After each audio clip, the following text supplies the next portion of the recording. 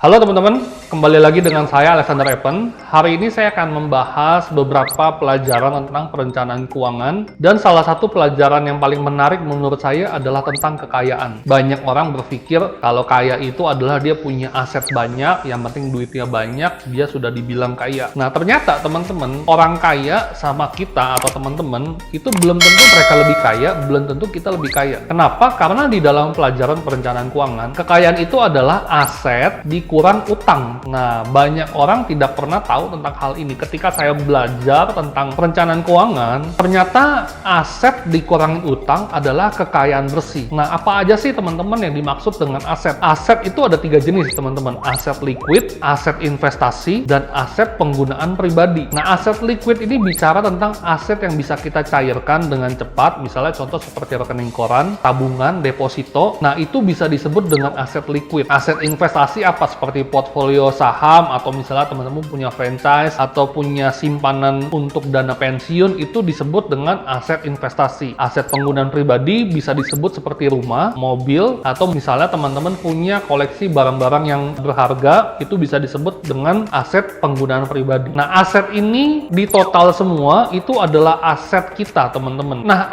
aset ini bisa kita hitung dari 3 jenis ini, kita total itu menjadi total aset kita. Nah, apa yang dimaksud dengan hutang? Hutang itu ada hutang jangka pendek, ada hutang jangka panjang. Hutang jangka pendek itu misalnya seperti hutang kartu kredit, hutang jangka panjang seperti kredit mobil atau kredit rumah, itu hutang jangka panjang. Nah, kekayaan bersih adalah ketika aset dikurangin dengan hutang. Nah, rumus ini kita bisa coba hitung berapa total aset kita. Misalnya contoh berapa total rekening teman-teman, tabungan, deposito, atau misalnya ada saham, total nilai rumah teman-teman, nilai mobilnya itu di total dikurangin sama total hutangnya kita. Hutang kartu kredit, hutang rumah, dan hutang cicilan mobil itu di total, itu dikurangin semua teman-teman, dan jadilah ketemu angkanya, itu adalah total kekayaan bersihnya kita. Nah, pertanyaannya adalah di dalam pelajaran perencanaan keuangan ini, apa yang harus kita kerjakan supaya kita bisa semakin kaya teman-teman, supaya aset kita bisa bertambah dan kita nggak banyak utang. Salah satu cara yang paling kita bisa pelajari adalah kita harus menambah aset sebanyak-banyaknya. Kita harus menambah aset liquid kita. Kita harus menambah aset penggunaan pribadi kita. Lewat apa teman-teman? Yang pertama mungkin teman-teman bisa coba konsisten untuk menabung, teman-teman konsisten untuk berinvestasi, dan coba kurangin semakin sedikit hutang, semakin bagus teman-teman. Kenapa? Karena ketika hutang kita semakin kecil, disitulah kekayaan bersih kita akan semakin bertambah. Nah, menurut saya hal ini perlu kita praktekkan sama-sama. Kita mulai fokus untuk naikkan aset kita, tambahin tabungan kita di deposito, tambahin investasi kita di saham, supaya aset kita semakin bertambah, dan coba kurangi hutang-hutang kita. Kalau hutang-hutang kita semakin kecil,